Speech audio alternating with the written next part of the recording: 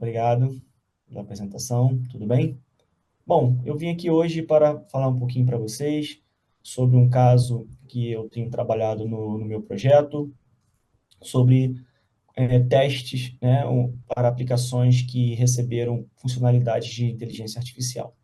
Bom, deixa eu me apresentar um pouquinho mais. Eu sou o Douglas Lima, sou gerente de qualidade aqui na Globant. Já atuo no mercado, né, na área de testes há mais de 25 anos, tendo trabalhado em diversas empresas e em diversas áreas de negócio diferentes. Bom, dito isso, vamos começar, vamos para o que interessa. Bom, rapidamente, queria passar com vocês aqui a agenda que eu pretendo cobrir hoje. Quero iniciar falando um pouquinho sobre os princípios e conceitos de inteligência artificial. Também mostrar como que era a aplicação, né, que o meu time estava testando antes de implementar a inteligência artificial, as funcionalidades. Depois quero mostrar como basicamente ficou. É, no quarto item, né, falar um pouquinho qual foi o approach, né, qual foi a estratégia que o meu time utilizou para que pudesse melhorar, né, a cobertura dos testes também e considerando a introdução da inteligência artificial, falar quais foram os benefícios que identificamos e, no final, passar as minhas dicas, né, para quem está começando a trabalhar ou para quem já está trabalhando com inteligência artificial em teste, o que eu considero que seja alguns conselhos importantes nessa disciplina. Bom, rapidamente falar um pouquinho do projeto, né, que eu tenho trabalhado. É um projeto que a Globant está desenvolvendo há cerca de 2 anos. É uma aplicação bem tradicional, né, para web e para mobile, com várias funcionalidades muito interessantes, implementadas com tecnologia para gaming. O que aconteceu é que no último ano, né, o nosso cliente requisitou que a gente introduzisse inteligência artificial, né, conceitos, de forma que a gente pudesse melhorar, né, a experiência do usuário, permitindo que eles pudessem trabalhar com as diferentes possibilidades, né, que a inteligência artificial ajuda. Esse projeto ainda está em desenvolvimento, por isso eu coloquei aqui essa informação em vermelho. Então, eu não vou estar passando, né, por acordos de confidencialidade o nome do cliente ou mostrando telas próprias, mas o mais importante aqui também não é isso, é mostrar para vocês qual foi a estratégia, né, que o meu time utilizou, de forma que a gente conseguiu aumentar a cobertura de teste e dar um feedback mais rápido para o nosso time de desenvolvimento. Bom, eu quero começar falando sobre os aspectos, né, e princípios de inteligência artificial que eu considero muito importante. Bom, eu trouxe aqui algumas definições bem simples, né, sobre o que é inteligência artificial. Bom, a primeira aqui, né, fala que é a ciência, né, que permite que as máquinas possam pensar como seres humanos, ou seja, tenta replicar a forma que nós, seres humanos, conseguimos pensar. A segunda, né, já fala um pouquinho mais sobre a parte de processar uma grande quantidade de dados. Isso é muito importante porque a inteligência artificial ela te possibilita você trabalhar com uma gama de informações muito grande, e isso é um fator determinante. E vocês vão ver mais à frente, em outros slides, porque eu considero isso muito importante. E também a possibilidade, né, de ela fazer coisas, né, como reconhecer modelos, fazer decisões e até julgamentos como nós, humanos, também fazemos. Então, essas três definições, elas vão de encontro ao que eu vou falar para vocês, né? Porque fazer com que a máquina possa pensar similar a nós e também trabalhar com uma grande quantidade de dados é um dos fatores primordiais que a inteligência artificial traz para nós. Bom, e o que suporta a inteligência artificial, né? Conceitos importantes aqui que eu quero compartilhar e que ao longo da apresentação vocês vão conseguir entender aonde que eles se encaixam. Bom, primeiro é sobre os language models, né? Os modelos grandes de máquina, que basicamente são os algoritmos, né, que são criados para fazer com que a máquina possa entender o que a gente quer e processar a comunicação. Então, esses algoritmos, existem vários, eles são o coração, né, da inteligência artificial e são eles que entendem e vão dar a resposta que a gente está procurando. Bom, o segundo ponto que eu queria abordar aqui é o conceito de prompt. O que é o prompt?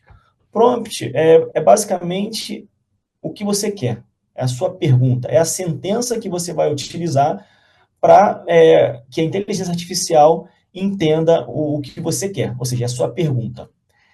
O segundo ponto é o que a gente chama de intent, ou intenção, que basicamente é a ação principal, é o verbo que determina o que a sua questão está buscando.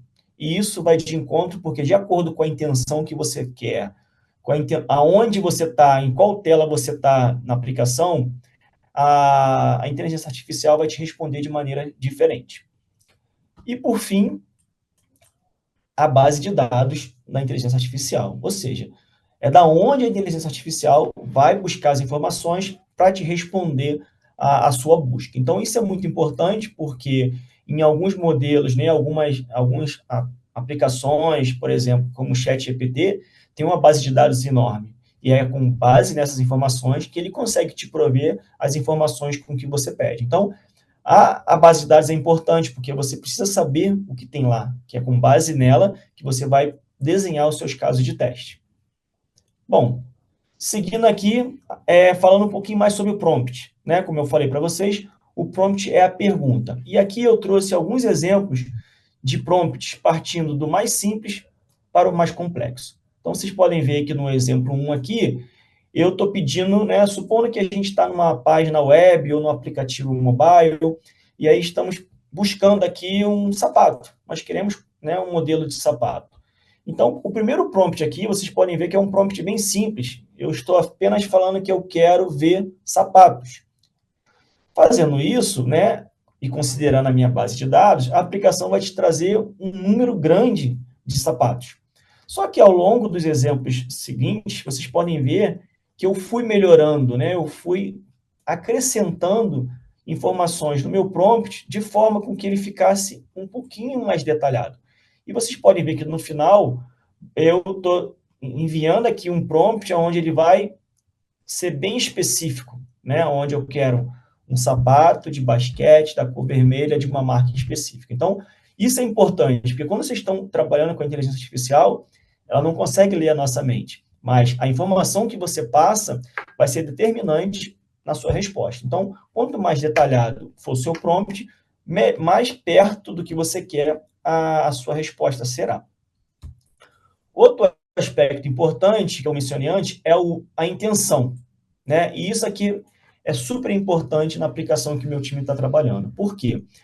Como eu disse, né, a intenção é basicamente a ação principal que o teu prompt vai buscar. Então, aqui eu trouxe alguns exemplos de prompt, ou seja, cada um desses prompts aqui, né, buscar, adicionar, trocar, mostrar, mover, ele vai estar sendo entendido, né, pelos seus algoritmos, e de acordo com a posição, com a tela, com o momento, né, ou com o status do seu sistema, ele vai te dar uma informação. Então, se eu mando ele buscar, basicamente eu estou dizendo que eu quero trazer informações. Mas se eu falo, por exemplo, que eu quero fazer um replace, trocar, ele tem que entender que a partir da informação que eu tenho, eu quero estar provendo uma outra diferente. Então, o prompt é super importante, que é com base nele que os algoritmos entendem qual é a tela do sistema que você está e para determinar a sua busca de forma correta.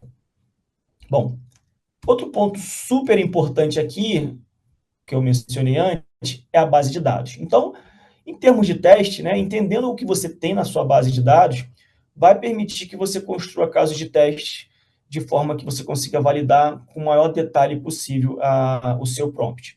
Então, eu trouxe aqui um exemplo, né, supondo que a gente tem uma base de dados onde eu tenho essas informações aqui. Ó. Eu tenho sapatos azuis, vermelhos, sapatos de corrida, de crianças, e por aí vai. O que eu quero dizer é que quando vocês forem montar a suíte de teste, né, e positivo, você precisa entender que essas são as informações que você tem na sua base de dados. Claro, você vai ter centenas, talvez milhares de informações na sua base, mas entender o que você tem vai te ajudar e vai proporcionar que você escreva casos de teste positivo, porque com base nisso você vai conseguir entender se os seus modelos de linguagem estão realmente buscando de forma correta. E com isso, você também tem a parte negativa, ou seja, quando eu sei o que eu tenho na minha base de dados, eu também entendo o que eu não tenho. E essa parte aqui vai ajudar de forma que você construa casos de teste para validar a resposta ou comportamento do sistema quando não houver uma resposta próxima do que você pretende. Então, se eu estou buscando, como eu falei, num site sapatos e eu utilizo qualquer uma dessas informações da minha base de dados, eu estou esperando que a minha aplicação não vai retornar nada, ou vai retornar algo, e se retornar, talvez seja um bug. Então, a base de dados é muito importante você entender o aspecto positivo, o que você tem, e o negativo, o que você pode utilizar, o que você não tem, e a partir daí você construir cenários negativos para entender como que a sua aplicação vai se comportar. Bom, agora a gente vai para a parte que começa a falar um pouquinho mais a fundo da aplicação que meu time está testando. Primeiro eu quero mostrar como era a aplicação antes da gente introduzir inteligência artificial. Bom, eu criei aqui essas telas para dar um exemplo mais detalhado para vocês, mas basicamente, supondo que estamos aqui numa página de busca da internet, a gente tem lá um site onde eu tenho várias opções do menu, né? E basicamente, se eu quero buscar um produto, né? Basicamente, eu vou ter que clicar no produto, depois na categoria, e aí finalmente eu seleciono o meu produto. A partir daí, eu tenho o produto selecionado e aí eu posso definir qual é a cor que eu quero, qual é o tamanho, talvez eu possa customizar e finalmente, se eu estou satisfeito, coloco o produto no meu carrinho de compras. E por consequência, eu vou fazer a parte de pagamento, onde eu tenho todas essas ações, né, que são executadas uma a uma a cada clique. Então, isso é uma aplicação bem trivial, bem simples, que eu acredito que muitos de vocês já teve essa experiência para estar fazendo esse cenário. Ou seja, eu estou buscando um produto, confirmando os detalhes e fechando o pagamento. Então, era assim que funcionava a nossa aplicação, né, com as funcionalidades solicitadas. E aí veio o que o cliente... antes disso, desculpa. E como era a parte de teste, né? Como que meu time testava? Então, basicamente, nós fazíamos testes mobile e web para aplicação, seguindo os requerimentos. Além disso, a gente tinha uma regressão manual a cada sprint. Bem simples. E na parte de back-end, né, a gente tinha lá os testes usando as APIs de testing, os endpoints, via Swagger. A gente também nós criamos, né, algumas coleções utilizando o Postman, e também adicionamos essa coleção lá no pipeline. Então, basicamente, esse era o ciclo de teste do meu time, né? E aí nós fomos, né, desafiados a melhorar isso, porque, como eu disse, na inteligência artificial você trabalha com diversas possibilidades de prompt, de perguntas, diversas possibilidades de respostas positivas e negativas, e quanto mais você consegue testar, melhor você consegue validar o seu modelo de linguagem de máquina. Bom, e aí nós começamos a fazer as mudanças, né, que foram solicitadas pelo cliente. Então, como ficou a aplicação quando começamos a implementar a funcionalidade de inteligência artificial? Bom, aqui é o mesmo cenário de antes, né, que eu mostrei no slide anterior: buscar um produto, confirmar os detalhes e fechar o pagamento. Então, basicamente, temos as mesmas telas que eu mencionei antes, e basicamente o que o cliente pediu de forma visual? Que fosse introduzido em cada tela, né, em cada transição do sistema, um botãozinho chamado de AI. Esse botãozinho, basicamente, era o botãozinho que startava o modelo, né, de máquina e fazia com que a aplicação trabalhasse dentro de uma perspectiva, né, de inteligência artificial. Então, basicamente, como funcionava? todas as telas, né, do sistema tinha esse botão de inteligência artificial, e quando eu clicava no botão, eu tinha a possibilidade de enviar um prompt, ou seja, o que eu quero, né? Então, antes, não sei se vocês vão lembrar, que basicamente eu tinha que ir clicando opção por opção, né? Eu clicava no produto, em busca, até achar meu produto. Desta forma, eu basicamente precisava apenas entrar com o prompt, né? O que eu quero? Eu quero um sapato, um tênis de corrida da cor branca. E a aplicação iria entender esse prompt e, a partir das informações que eu tenho na minha base de dados, lembra que eu falei que a base de dados é super importante, iria me trazer opções de sapatos. Então, basicamente, assim que eu entrava com esse prompt, né, a aplicação me mostrava algo desse tipo. Tá? Claro que tinha muito mais opções, né? Mas basicamente era algo parecido com isso. Ou seja, eu estou pedindo que ele me traga opções de sapatos de corrida da cor branca. Então eu tinha essa série de opções retornadas pelo sistema, e a partir daí eu selecionava qual que eu queria. A partir do momento que eu selecionei, né, e aí a seleção era via clique mesmo, né, o usuário selecionava o que ele quer, eu continuava na segunda transição de tela, ou seja, na confirmação do produto. Então, aqui, dessa forma, eu também tinha o botão de inteligência artificial e eu podia usar algum outro prompt relacionado à tela de confirmação, ou seja, agora que eu tenho os tênis brancos, não estou satisfeito. E eu escrevia um prompt dizendo, mude a cor para azul. E aí a aplicação ia entender esse prompt e trazer novamente essa lista que trouxe na primeira vez, mas apenas com tênis da cor azul. E assim funcionava todas as outras transições de tela. Por exemplo, na última aqui, eu poderia, no momento que eu estou na tela de pagamento, eu poderia dizer, bom, eu quero pagar usando o meu cartão de crédito. E aí a aplicação ia entender que eu já tenho um cartão de crédito lá cadastrado, né? E efetuar o pagamento sem eu ter que ficar entrando os dados. Então, todos esses prompts, né? Como eu disse, eles dependem muito do intent, da intenção, e eles são entendidos pela aplicação de acordo com a tela de sistema que eu estou. Então, tudo isso fazia parte da engenharia, né, da arquitetura que foi desenhada. Então, a aplicação funcionava dessa forma e ficou bem interessante. E aí, né, como que nós fizemos para melhorar os testes? Ou seja, vocês puderam ver que eu precisava testar vários prompts positivos, prompts negativos, de forma que eu conseguisse validar se o modelo realmente estava retornando o que eu esperava. Bom, dessa forma, o que nós fizemos para melhorar a cobertura de teste? Primeiramente, na parte de testes manuais, a gente, né, começou a validar os prompts, né, checando prompts positivos, né, ou seja, eu enviava prompt, né, via front-end, né, na tela do sistema, de informações que eu sabia que eu tinha na base de dados. Então, eu enviava um prompt onde eu queria buscar um tênis da cor branca, e eu iria conseguir enxergar quantos tênis da cor branca eu recebi. E dessa forma, eu conseguia validar que o modelo está me dando a resposta esperada.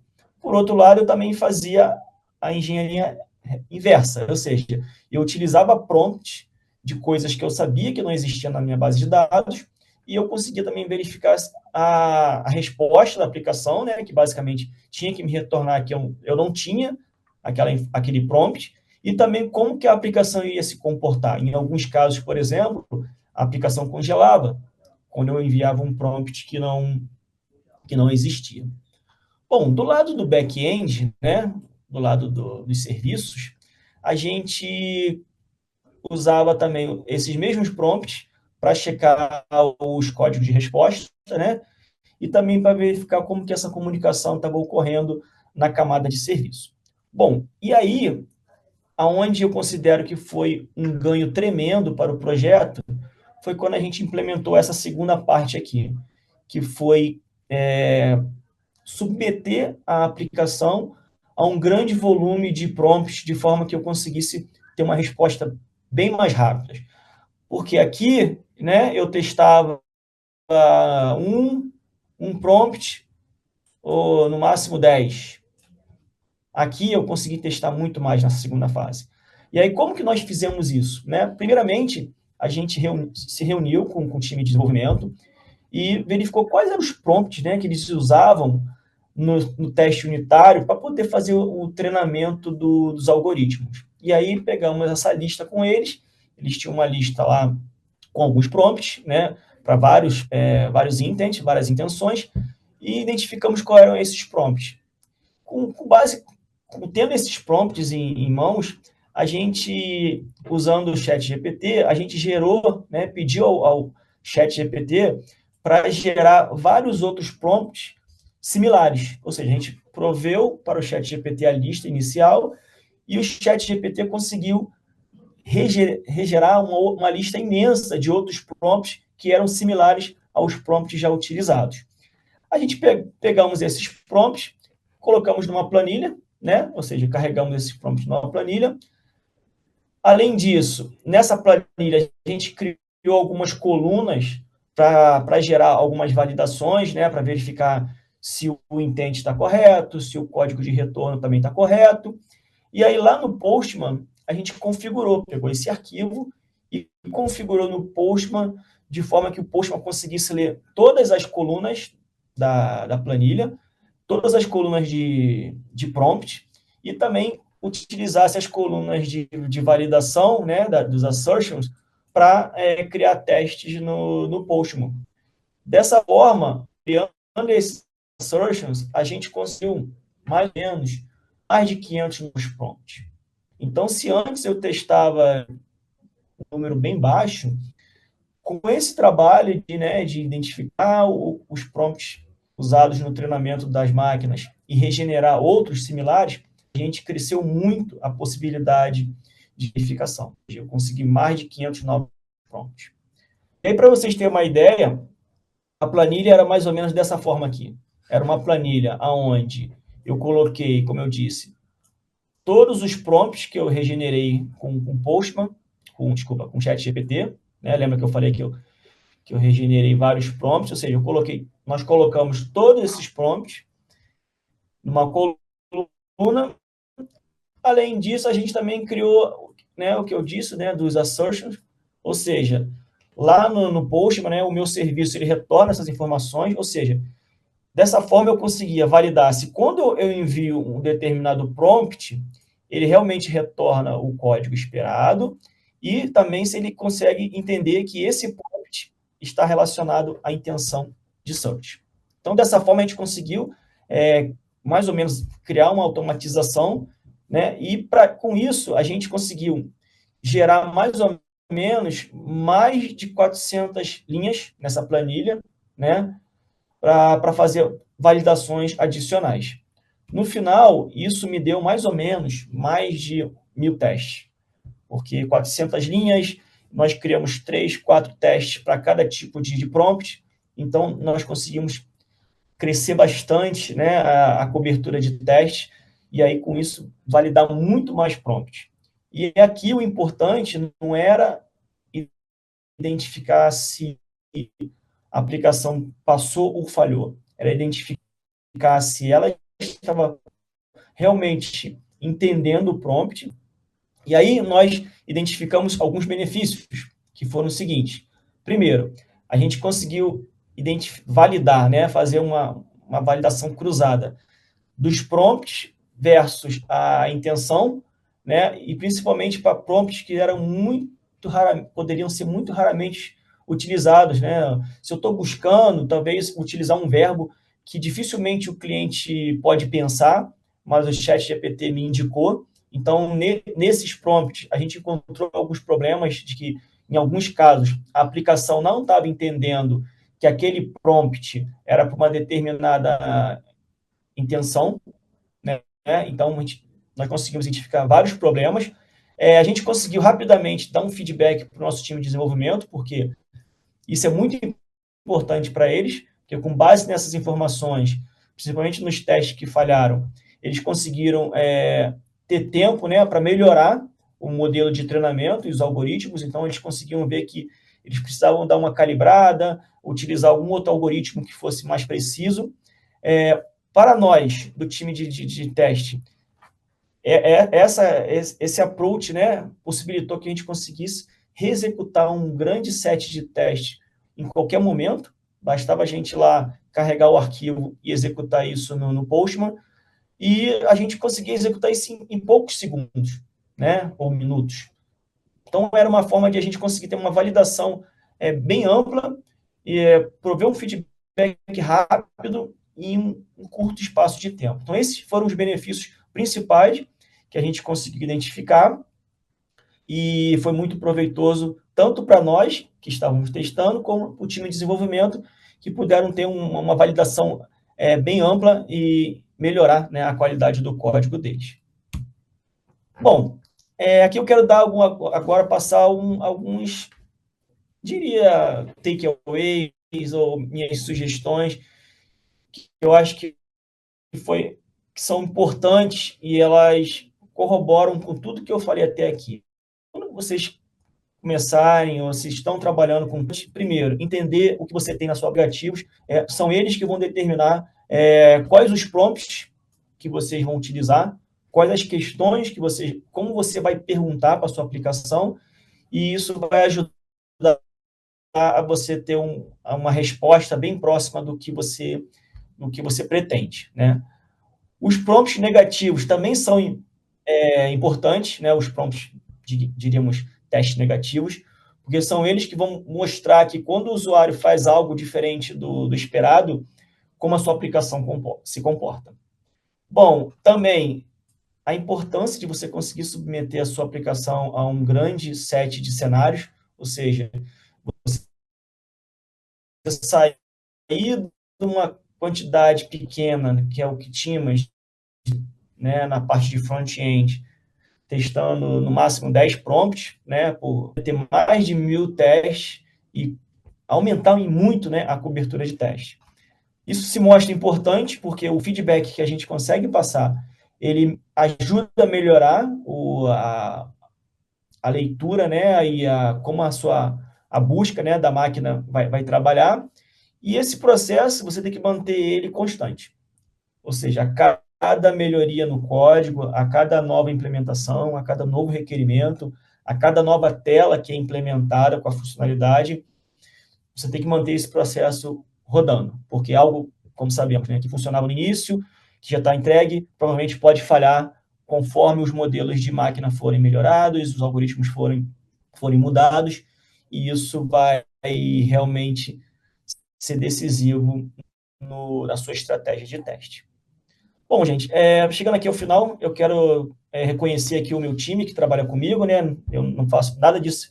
Tudo isso que eu mostrei para vocês eu não fiz sozinho. Eu tenho um time que me ajuda, que pesquisa, que implementa. Então, quero fazer um reconhecimento dessas pessoas aqui. Eu acredito que eles estejam acompanhando aqui a sessão.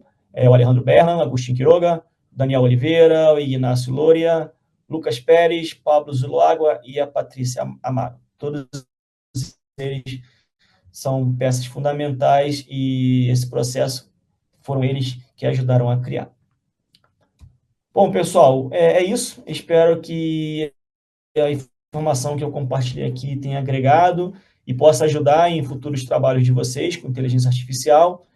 Deixa aqui os meus contatos, né, o meu e-mail da Globant e meu contato no LinkedIn.